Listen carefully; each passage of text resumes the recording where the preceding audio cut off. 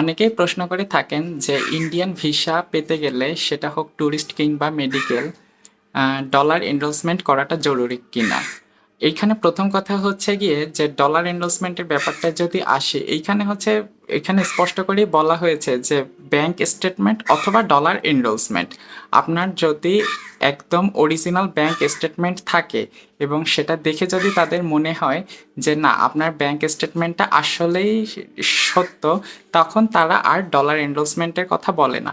কিন্তু যদি তাদের মনে হয় যে আপনার ব্যাংক স্টেটমেন্টটা রিয়েল না, এটা হচ্ছে একটা ফেক ডকুমেন্ট দিয়ে ভিসার জন্য অ্যাপ্লাই করছেন, তখন তারা ওই এসবিআই থেকে আপনাদের হচ্ছে $150 সমপরিমাণ মূল্য দিয়ে এসবিআই ট্রাভেল কার্ড কিনতে বলেন।